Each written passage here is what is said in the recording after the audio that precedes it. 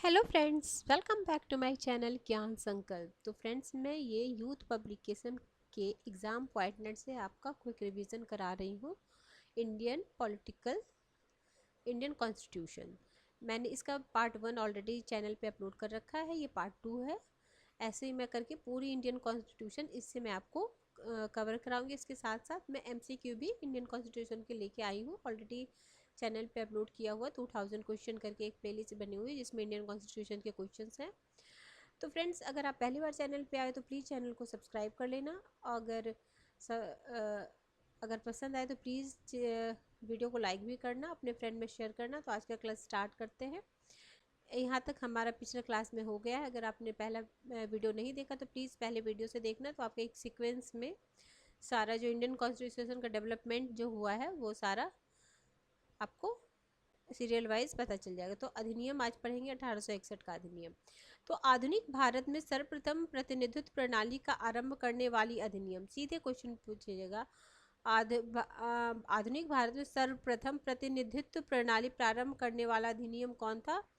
तो था 1861 का भारत परिषद अधिनियम। तो और यही देखो, ये क्या है ना, एग्जाम पॉइंटनर से जो जो एग्जाम में आया हुआ है क्वेश्चन, उसको वन लाइनर फॉर्म में दिया हुआ है। ये सारे क्वेश्चंस आए हुए हैं, बस इसको आपको वन लाइनर फॉर्म में दिया हुआ है। ये सारा बहुत ही इंपॉर्टेंट है। ये बुक टोटल 177 पेज का है। तो मैं हर दिन 3-4 पेज करके आपको अगर करा दूंगी तो हो जाएगा कवर। अगर आप किसी भी स्टेट का एग्ज़ाम देना चाह रहे हो तो उस सारे एग्ज़ाम के लिए काफ़ी हेल्पफुल रहने वाला आपका। अगला, किस अधिनियम के द्वारा सर्वप्रथम भारतीयों को कानून बनाने की प्रक्रिया में सम्मिलित किया गया है? कानून बनाने की प्रक्रिया में सर्वप्रथम किस में? तो 1861 अधिनियम में। भारत परिषद अधिनियम 1861 के द्वारा आपातकाल में अध्यादेश जारी करने की शक्ति। अब देखो 1861 से क्या क्या हो गया। 18 अगर आपको शॉर्ट नोट्स बनाना है तो मैं आपको तरीका बताती हूँ कैसे। 1861 लिख लो। पहले तो सर्वप्रथम प्रतिनिधित्व प्रणाली, फिर दूसरा लिख लेना सर्वप्रथम भारतीयों को कानून बनाने में की प्रक्रिया में, कानून बनाने की प्रक्रिया में भारत सम्मिलित, ठीक है।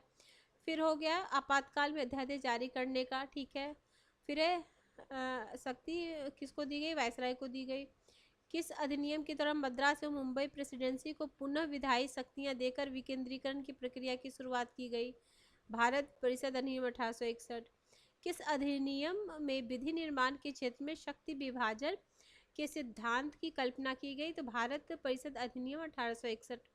1861 भारत परिषद अधिनियम द्वारा वायसराय की परिषद को कानूनी बनाने की शक्ति प्रदान की गई, जिसके तहत लॉर्ड कैनिंग ने शुरुआत की विभागीय प्रणाली की, ठीक है। आगे है 1861। वे भारतीय परिषद द्वारा वायसराय की कार्यकारी परिषद में विधि निर्माण हेतु सम्मिलित किए जाने वाले कितने अतिरिक्त सदस्यों की संख्या का उपबंध किया गया? न्यूनतम 6 और अधिकतम 12। भारतीय परिषद अधिनियम 1861 द्वारा वायसराय की कार्यकारी परिषद में सम्मिलित किए जाने वाले अतिरिक्त सदस्यों का कार्यकाल, तो अतिरिक्त सदस्यों का कार्यकाल 2 वर्ष था। भारत परिषद अधिनियम 1861 के अंतर्गत प्रांतों में स्थायी स्थापित की गई विधायी परिषद बंगाल 1862। उत्तर पश्चिम सीमांत पंजाब था, ठीक है। अगला, वायसराय की कार्यकारी परिषद की विधि सदस्य को किस रूप में सम्मिलित किया गया? 5वें सदस्य के रूप में। वायसराय को परिषद के कार्य संचालन हेतु नियमों और तथा आदेशों के निर्माण का अधिकार किस अधिनियम के द्वारा दिया गया? तो 1861 के भारत परिषद अधिनियम द्वारा। वह अधिनियम जिसमें भविष्य के प्रतिनिधित्व सरकार का शुभारंभ का प्रथम प्रयास हुआ, भारत परिषद अधिनियम 1861। फ्रेंड्स, 2-3 बार आप मेरी वीडियो को सुन लोगे तो उसके बाद इससे रिलेटेड जितने भी क्वेश्चन हैं वो भी मैं लेके आऊँगी। तो फिर आपका ये जो टॉपिक है अच्छे से हो जाएगा, क्योंकि ये टॉपिक काफ़ी मतलब थोड़ी सी कंफ्यूजिंग, थोड़ी सी बोरिंग लगती है। लेकिन आप 2-3 बार सुनोगे मेरी वीडियो और इससे रिलेटेड क्वेश्चन करोगे तो आपको बहुत अच्छे से इससे रिलेटेड कोई भी क्वेश्चन छूटेगा नहीं और न गलत होगा। वायसराय को अपने परिषद सदस्यों में विभाजन, पोर्टफोलियो और विभागों का बंटवारा का अधिकार दिया गया। आगे है भारतीय परिषद अधिनियम 1861 के अधीन गठित वायसराय की कार्यकारी परिषद में प्रशासनिक सेवा के सदस्यों की संख्या 3, किस अधिनियम ने मद्रास तथा मुंबई प्रांतों की विधान सभाओं को विधि निर्माण हेतु सशक्त किया? तो भारत परिषद अधिनियम 1861। फिर है भारत परिषद अधिनियम 1892।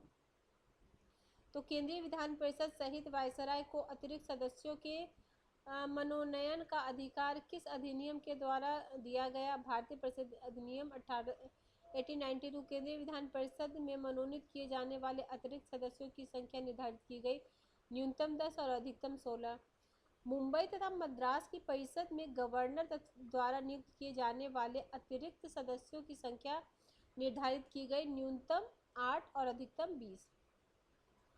बंगाल प्रांत की परिषदों में गवर्नर तथा नियुक्त किए जाने वाले अतिरिक्त सदस्यों की संख्या कितनी निश्चित की गई? 20। केंद्रीय विधान परिषद में अतिरिक्त सदस्यों की संख्या का निर्धारण का कार्यकाल कितना? 2 वर्ष। ठीक है। आगे है केंद्रीय विधान परिषद में अतिरिक्त सदस्यों के निर्वाचन हेतु कौन सी रीति अपनाई गई? परोक्ष निर्वाचन नीति। किस अधिनियम द्वारा केंद्रीय प्रांतीय दोनों विधान परिषदों के सदस्यों को बजट में बहस करने की प्रश्न पूछने का अधिकार दिया गया? भारत परिषद अधिनियम 1892। आगे है 1892 के अधिनियम के अंतर्गत नवीन विधि निर्माण के तहत प्रांतीय व्यवस्थापिका सभाओं के लिए अनिवार्य था गवर्नर जनरल की पूर्व स्वीकृति। आगे है आपातकाल या विशेष आवश्यकता की स्थिति में गवर्नर जनरल को व्यवस्थापिका सभा की मदद में से प्रांत के लिए विधि निर्माण का अधिकार देने का अधिनियम? तो भारत परिषद अधिनियम 1892। 1892 के अधिनियम के अधीन प्रांतीय परिषद के अतिरिक्त सदस्यों का चुनाव किया जाना था। तो विश्वविद्यालय, नगर पालिका, जिला परिषद, व्यापार संघ, जमींदार आदि सिफारिशों पर। आगे है 1892 के अधिनियम के तहत केंद्रीय परिषद में के गैर सरकारी सदस्यों का निर्वाचन किस प्रकार होता है? प्रांतीय परिषदों के गैर सरकारी सदस्यों की सिफारिश पर। आगे 1892 के अधिनियम के अधीन गठित होने वाली व्यवस्थापिका के सदस्य किस प्रकार के प्रश्न नहीं पूछ सकते? पूरक प्रश्न तथा तर्कपूर्ण प्रश्न। आगे 1892 के अधिनियम द्वारा स्थापित व्यवस्थापिका सभाओं की वास्तविक स्थिति है परामर्शदात्री परिषदें। 1892 के अधिनियम की आलोचना करने वाले नरम दलीय नेताओं के नेतृत्वकर्ता गोपाल कृष्ण गोखले। 1892 के अधिनियम द्वारा किए गए सुधारों को पूर्ण लाभ उठाने की सलाह देने वाले भारतीय कांग्रेस के नेता कौन थे?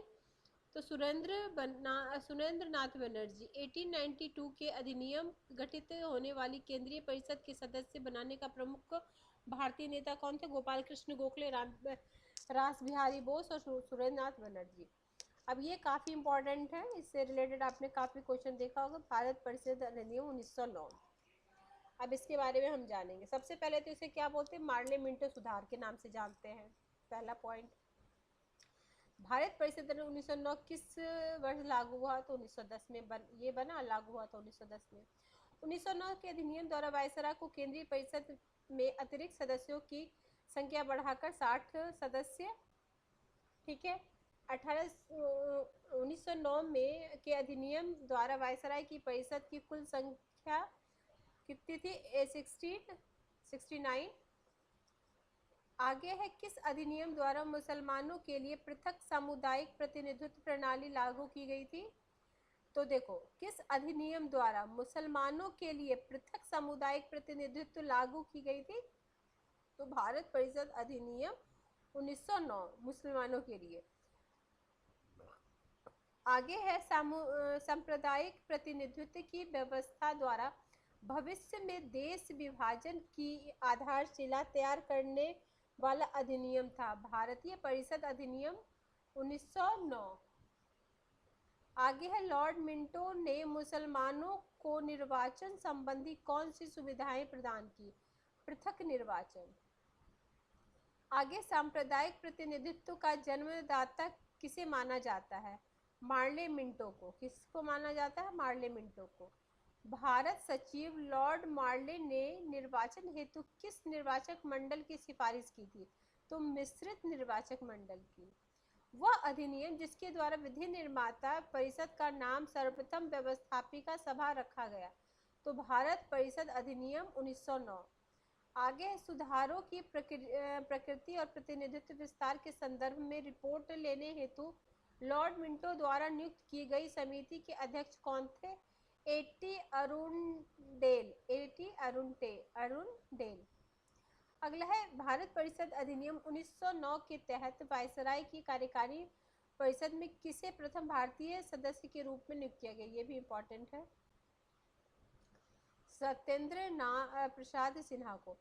केंद्र एवं प्रांतीय व्यवस्थापिका सभा में व्यवस्था शक्ति का विस्तार अधिनियम 1909। भारत परिषद अधिनियम 1909 के परिषद कानून के अंतर्गत केंद्रीय तथा प्रांतीय व्यवस्थापिका सभाओं में सदस्यों के संदर्भ में बनाए जाने वाले अधिनियम के लिए क्या आवश्यक था? आगे है सब परिषद भारत सचिव की स्वीकृति प्राप्त करना। आगे है 1909 के परिषद द्वारा कानून विशिष्ट निर्वाचन क्षेत्र की कितनी श्रेणियां थी? तो 3 श्रेणियां थी। विधान परिषद के पूरक प्रश्न पूछने की व्यवस्था किस अधिनियम के द्वारा की गई? भारतीय परिषद अधिनियम 1909।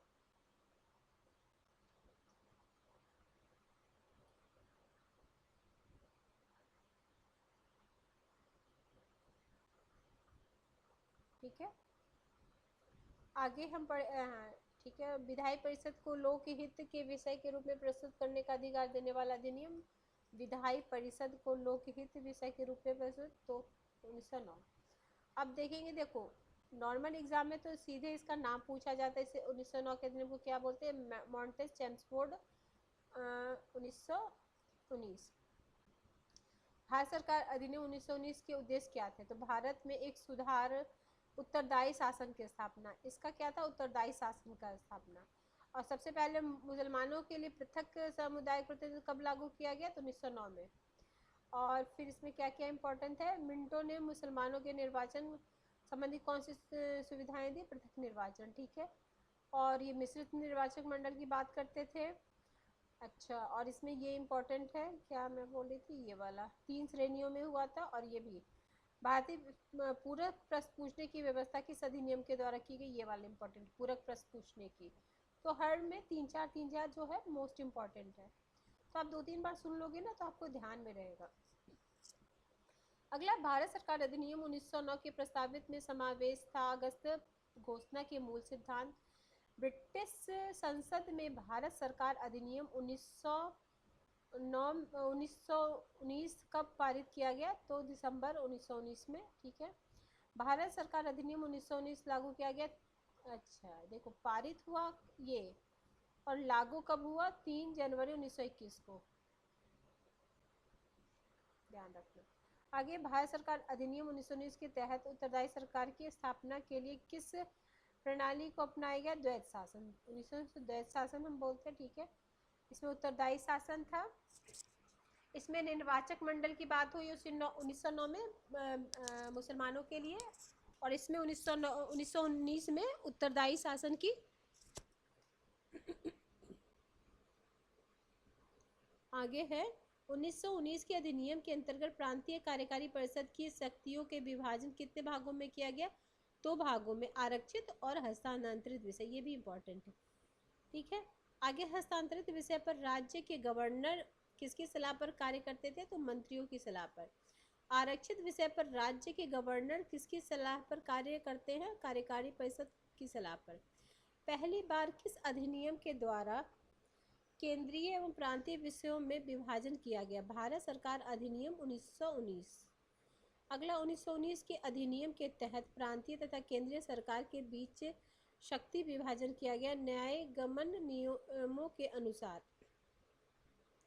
अगला है भारतीय संविधान में सरकार को एकात्मक से संघात्मक में परिवर्तित करने हेतु पृष्ठभूमि तैयार करने वाला कानून कौन सा था? तो भारत सरकार अधिनियम 1919। आगे 1919 के अधिनियम के अधीन केंद्रीय तथा प्रांतीय सरकारों के मध्य विवाद की स्थिति में मान्य मत किसका होता है? केंद्र सरकार का। आगे 1919 के अधिनियम का झुकाव किस तरफ था? तो संघात्मक सरकार की ओर था। ये भी ध्यान रखना, 1919 अधिनियम का जो झुकाव किस तरफ था? संघात्मक सरकार की तरफ था। भारत सरकार अधिनियम 1919 के अनुसार प्रांतीय स्तर पर विषयों में भ्रम की स्थिति में किसका स्पष्टीकरण मत और निर्णय अंतिम था? तो गवर्नर का निर्णय अंतिम था। आगे है, भारत गवर्नर के अधीन कितने प्रांतों में द्वैध शासन प्रणाली को लागू किया गया? ये भी ध्यान रखना इंपॉर्टेंट है, 9 प्रांतों में। आगे है, भारत सरकार अधिनियम 1919 के अधीन प्रांतों में स्थापित होने वाले विधान परिषद किस प्रकार की थी? तो एक सदनीय थी। आगे, किस अधिनियम के द्वारा प्रांतीय विधानसभाओं के लिए पहली बार प्रत्यक्ष निर्वाचन प्रणाली को अपनाया गया? तो प्रत्यक्ष निर्वाचन प्रणाली को किस प्रांतीय विधानसभाओं में अपनाया गया? तो 1919 के अधिनियम के द्वारा। आगे है, 1919 के अधिनियम के अंतर्गत प्रांतों में पृथक निर्वाचन क्षेत्रों की व्यवस्था किन वर्गों के लिए किया गया? तो सिख, ईसाई, यूरोपीय एवं आंग्ल भारतीयों के लिए। आगे है, 1919 के अधिनियम के द्वारा प्रांतीय विधान परिषदों में दलित वर्ग, श्रमिक आदि प्रतिनिधित्व देने के लिए व्यवस्था की गई मनोनयन के द्वारा। भारत सरकार अधिनियम 1919 में प्रांतीय विधानसभाओं के निर्वाचन हेतु मतदान की शर्त किस प्रकार निर्धारित की गई? अलग अलग प्रांतों के लिए अलग अलग, ठीक है। आगे है, प्रांतीय विधानमंडल को प्रांतीय विषयों पर विधि बनाने का अधिकार किस अधिनियम के द्वारा दिया गया? तो भारत सरकार अधिनियम 1919। किस अधिनियम द्वारा प्रति वर्ष विधानमंडल के समक्ष बजट प्रस्तुत किया जाना अनिवार्य किया गया? तो 1919 के अधिनियम के द्वारा। आगे है, भारत सरकार अधिनियम 1919 द्वारा प्रांतीय विधानसभा का कार्यकाल निर्धारित किया गया था। तो 3 वर्ष निर्धारित किया गया था, ठीक है, 3 वर्ष निर्धारित किया गया था। आगे है, 1919 के अधिनियम के अंतर्गत प्रांतीय विधानसभा का सत्र बुलाने, स्थगित करने अथवा भंग करने की शक्ति गवर्नर को है। क्या करने की सारी शक्ति किसको? गवर्नर के पास है। फिर किस प्रांत में द्वैध शासन प्रणाली ने संतोषजनक ढंग से कार्य किया? तो पंजाब में। आगे, मंत्री गवर्नर के प्रसादोपरांत पद पर रह सकेंगे, यह व्यवस्था किस अधिनियम के द्वारा हुआ? तो भारत सरकार अधिनियम 1919 के द्वारा। आगे है, भारत सरकार अधिनियम 1919 भारत सरकार अधिनियम 1919 के अंतर्गत गवर्नर द्वारा अध्यादेश जारी करने हेतु वांछित शर्तें क्या थी? वायसराय की अनुमति। अगला है, किस अधिनियम द्वारा केंद्र में प्रथम बार द्विसदनीय विधानसभा की स्थापना की गई? तो 1919 के अधिनियम के द्वारा। वह अधिनियम जिसके द्वारा प्रथमतः राज्यसभा स्थापित की गई? तो भारत सरकार अधिनियम 1919। 1919 के अधिनियम द्वारा स्थापित राज्यसभा का कार्यकाल 5 वर्ष। 1919 के अधिनियम के अनुसार विधानसभा में कौन सा प्रस्ताव प्रस्तुत किया जाना अनिवार्य था? कर वृद्धि विषयक सभी प्रस्ताव, आर्थिक बिल। 1919 के नियम द्वारा भारत सचिव की परिषद की संख्या पुनर्निर्धारित की गई, न्यूनतम 8 और अधिकतम 12। 1919 के अधिनियम द्वारा गवर्नर जनरल की कार्यकारिणी में भारतीय सदस्यों की संख्या पुनर्निर्धारित की गई, 2 से बढ़ाकर 3 कर दी गई। आगे है, 1919 के अधिनियम के अनुसार किन विषयों पर भारतीय परिषद का मत अति आवश्यक था? तो आय, व्यय और अखिल भारतीय सेवा संबंधित नियम। किस अधिनियम द्वारा लंदन में भारत के उच्च आयुक्त कार्यालय का सृजन किया गया? 1919 के भारत सरकार अधिनियम द्वारा। किस अधिनियम द्वारा प्रावधान किया गया कि केंद्रीय बजट एवं प्रांतीय बजट अलग अलग पेश किया जाए? ये भी इम्पोर्टेंट है।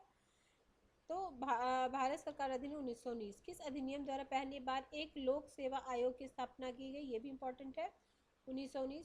भारत सरकार अधिनियम के अधीन केंद्रीय सरकार के विषय थे। तो नाविक सेना, बाह्य संबंध, भारतीय राजाओं के से संबंध, रेलवे, डाक, तार, ऋण, आय के साधन, फौजदारी, दीवानी कानून, अखिल भारतीय सेवाएं आदि।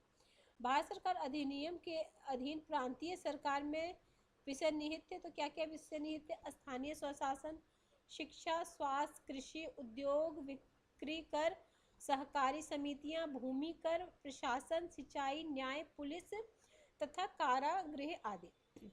आगे 1919 के अधिनियम किन लोगों द्वारा स्वागत किया गया? तो कांग्रेस के मध्यम मार्गियों द्वारा। मुंडी मैन समिति किस लिए गठित की गई? तो मुंडी मैन 1919 के अधिनियम की जांच करने के लिए, ठीक है। भारत का गवर्नर जनरल राज्य भी भारत का गवर्नर जनरल राज भी करता था और शासन भी। यह कथन के संबंधित है? तो 1919 के अधिनियम के द्वारा गवर्नर जनरल को दिए गए विशेषाधिकार के संदर्भ में, ठीक है। आगे किसने कहा कि 1919 के अधिनियम भारतीयों के लिए बेड़ियों का नया जाल है? तो सुभाष चंद्र बोस। किसका कथन है कि चेम्सफोर्ड द्वारा भारत के आर्थिक शोषण तथा उसे परतंत्र बनाए रखने की प्रक्रिया के लिए के ही अंग है? महात्मा गांधी, ठीक है। तो ठीक है फ्रेंड्स, अगले क्लास में मैं 1935 के अधिनियम से संबंधित जितने भी फैक्ट है वो बताऊंगी। उसके आगे मैं आपको बताऊंगी, ठीक है। ये हो जाएगा, वो तो काफ़ी बड़ा 1935 का अधिनियम, ठीक है। फिर ये हो जाएगा, अभी तो लगेगा क्लासेस में। तो ठीक है फ्रेंड्स, अगर किसी वजह से ये चैनल आपको हेल्प करा अगर आपके प्रिपरेशन में, तो प्लीज़ चैनल को सब्सक्राइब किए बिना नहीं जाएंगे। और जितना हो अपने फ्रेंड में शेयर करें, और वीडियो पसंद आए तो लाइक भी ज़रूर करें। तो मिलते हैं हम नेक्स्ट वीडियो में। Till then bye bye.